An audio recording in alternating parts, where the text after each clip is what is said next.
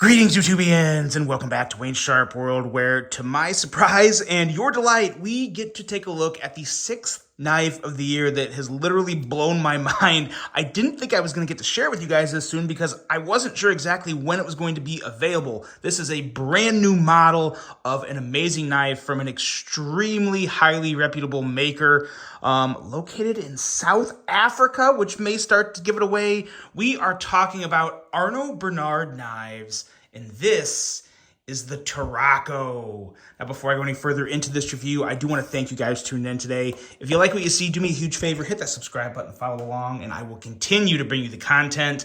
Now, let's dive into this box, and let's kind of just admire everything. This is a very fun unboxing experience, and when you get to the knife, it just gets so much better. Let's get into this guy and see just what we have in here from a boxing presentation. Very nice presentation from a boxing standpoint. Kind of reminds me of Chris Reeve just because it's, it's square and you get extra things that just really amplify the experience and the overall value in presentation. It's just fun. Taking this off, here we go. Start off with your coin, Arno Bernard coin, and there you go. Got the Turaco. The Turaco is a bird where obviously the name came from.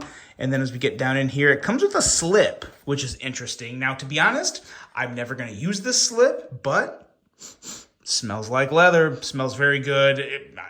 Just a regular leather slip, nothing too crazy, but that comes in it as well. Now, this came on the knife. This was a little leather lanyard. I took it off. I'm just not a lanyard fan, but I was very careful about it, so I still have it and can keep it with the rest of the items that came with the knife, but that will come on the knife. Got a sticker, got a card. As you can see, it's giving away some of the specs here. Really, really cool stuff once we get into the actual knife. Recommended oil, carbon honey medium. There's the website for it. So far, from my experience, I do not argue with this. The action on this thing is otherworldly, and you even get a T8 and a T25 screw, which is all you need to take the knife apart. T8 and T25, there you go. So there's that. Again, presented very nicely and securely at the bottom of the package. And then over here is where you have this hank, which the knife would be wrapped up in, but the knife is not in it right now. It's been out. But yeah, here is just a quick little hank that it comes with. Again, really nice quality, really good stuff. That is what's in the box. Now, let's get to what we all want to see, shall we? Let's bring this stuff off to the side here, and let's get into it. Here it is. This is the Turaco, and let me tell you guys, there are a few knives that really come to mind when I get this knife in my hand. We'll get to that, but first, let's take a look at some overall specs on this beautiful knife right here. We have an overall length of 8 inches with a blade length of 3.4 inches and a blade thickness at 126 thousandths blade stock with M390. This has an HRC of 63, which is a very, very nice spot to be at with M390. We have a drop point style blade, a flat grind, skiff bearings on this, guys. This comes with skiff bearings, and let me tell you, they make all the difference. I honestly don't have a ton of experience with skiff bearings. I've never owned a knife with skiff bearings. I've handled some. This is the first one I've owned, and it is just different. I mean, the quality is purely next level from any other knife-on bearings that I've handled. We have a handle length of 4.6 inches. Handle material for this particular version now, or this particular variant, I should say, because there's numerous different variants with different inlay materials and even no inlay materials. This here is clearly titanium with brown kudu bone, which is just, it's a showstopper. I think it's absolutely beautiful. 1 second here. I've got some sweaty hands today, so let's wipe this down as we go, I guess. It's just a hot day today. Okay, that aside, let's keep going here. Button lock for the locking mechanism. We have a user of a right hand only, tip up carry, weight coming in at 3.8 ounces, and a price. Hold on to your butts. For this particular version here, we are looking at $859. But if you don't want an inlay version, you can get just a regular full titanium handle version for $689, which is significantly less. But if you get an inlay version, and depending on what type of inlay and what type of steel, these can get all the way up to $1,039. So quite the price range for this guy. But let me tell you guys, obviously the pure value is in the eye of the beholder. But having handled thousands of knives at this point, I have no reason to have a big issue with it. And the reason I say that is this feels as good as a Chris Reeve. This feels as good as a Koenig in certain areas of the knife. And we'll hit more on that as we go through. But whether the price is justified or not, that's something you're going to just, be okay with or not, because this is a big price tag. This is one of the most expensive knives I've ever owned and one of the most expensive knives I've ever reviewed on the channel. So that's really going to come down to what you justify as worth it. Personally, I do think this fits the bill compared to all the other thousands of knives I've handled. Now, with that aside, let's do some size comparisons here and see how this stacks up with some other knives. And I actually have two perfect knives to compare this with, and I'll explain as I put them on the table here. This is the Civivi Kojin, which some people may be thinking, why in the hell is he comparing an $800+ knife to a $60 knife? Well, hold on. And this guy right here, the ProTech Mordax. So these two knives here, as you can see, pretty comparable in size. The ProTech's a little longer. We're looking at really about the exact same length as the Kojin. The reason I picked these two knives is because not only are they similar in size, but they're very similar in action. Now, before everyone loses their mind and says, well, why the heck would I want this if I can get the same action, which it's not the same action, but similar action in a Mordax or the Kojin? Well, the reason behind that is there's just not a lot of premium high-end manufacturers making button lock knives. So I don't really have a lot to compare it to. So that's the biggest reason I went with it. And really, what I'm really comparing with the action is the tension of the button lock itself, the flipping action, how much resistance is on there, how good is that detent feel. And as you guys know, I praise the Kojin. It's still one of the best pure button lock flippers out there. This is every bit that and so much more. So there's your size comparisons along with some action comparisons, and no one should have a problem with that because I don't think there's many people out there that are going to say the Mordax or the Kojin have terrible action. They actually both have extremely good action, great action. So no issues here in the action. We'll talk more about that when we get to that portion of the review. But let's start off with the blade here. This is a really, really good looking blade, and there's a lot more than just the blade that we're going to hit on here. First of all, it is a very slicey blade, 17 thousandths behind the edge, M390 heat treated extremely well, and just really nice finger choil here. So the ergos tie into the blade really well.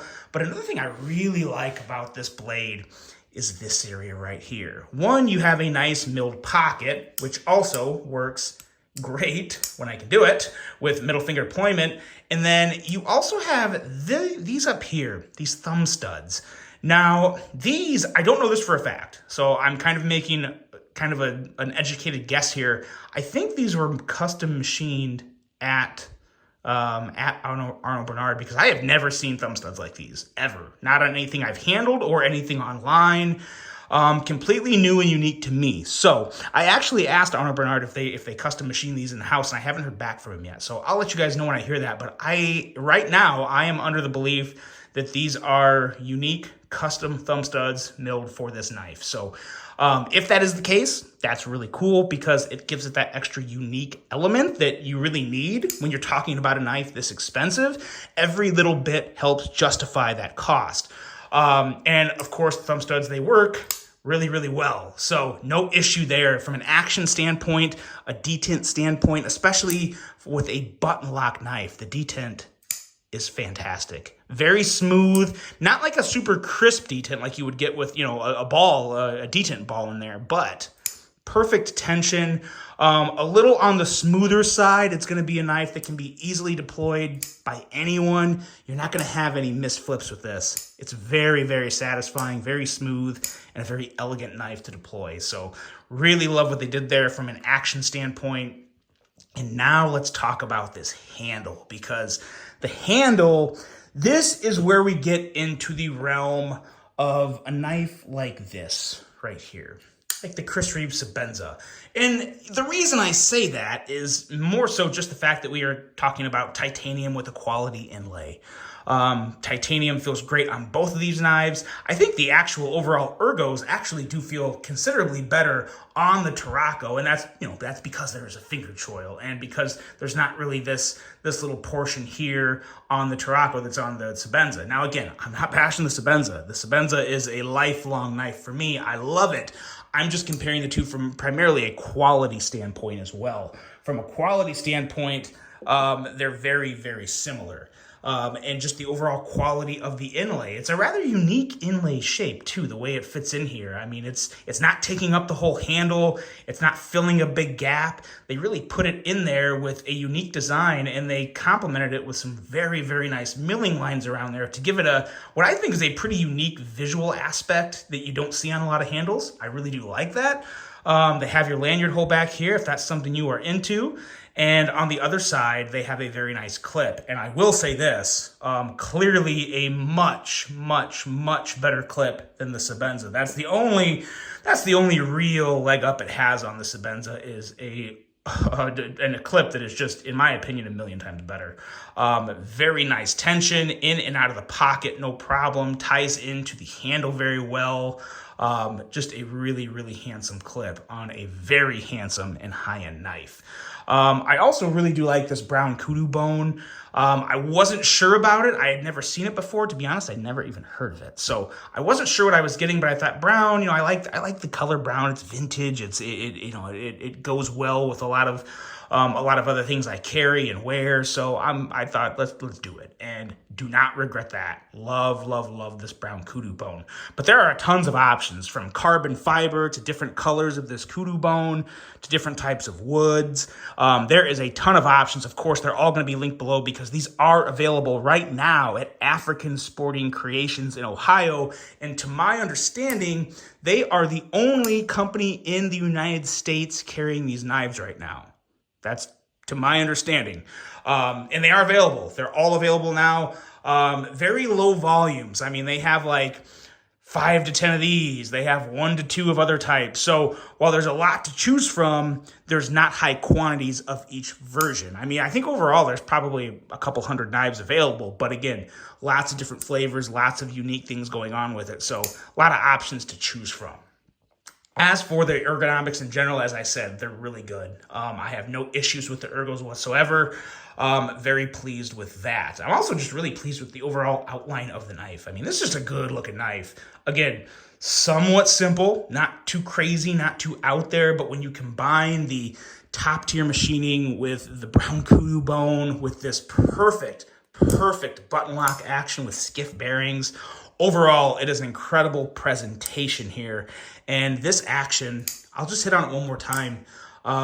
Again, not that real crisp detent feel, but just very, very smooth. Very much like the Kogent or the Mordax. So if you've handled either one, imagine a Mordax. I think the best way to put it would be a Mordax, because the Mordax is a bigger, heavier blade, kind of like this.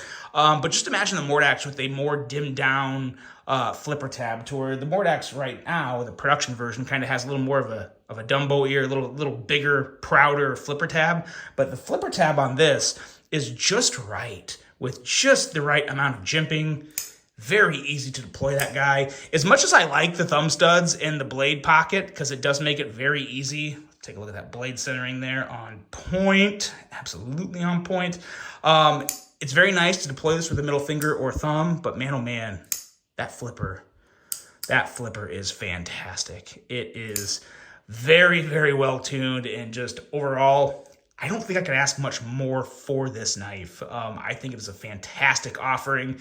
without a doubt, one of the most impressive knives I've handled this year. And I think a lot of it does come down to the skiff bearings. I'll be honest. I think the bearings make a huge difference here. I mean, now with that being said, though, you also need, extremely precise milling within the internal parts of the knife for the bearings to work as well as they do. So everything is done extremely precise, extremely well. And the skiff bearings are what really just kind of elevate this knife to something different that I don't think I've handled in any other knife. This is right up there with the Koenig Arius and a Chris Reeve Sebenza for me. It is that good. You feel it, you see it, but most importantly, it is just the feeling you get when you're handling this knife. And I can't explain that to everybody. That's something you either have experienced it or you haven't, depending on the knives you've handled. But if you've handled a Chris Reeve, if you've handled a Koenig Arius, this is of that caliber. It is that good, and I couldn't be happier with this one. I think it's a beautiful design with a button lock. Again, you don't see a lot of the high $100,000, low $1,000 knives with a button lock.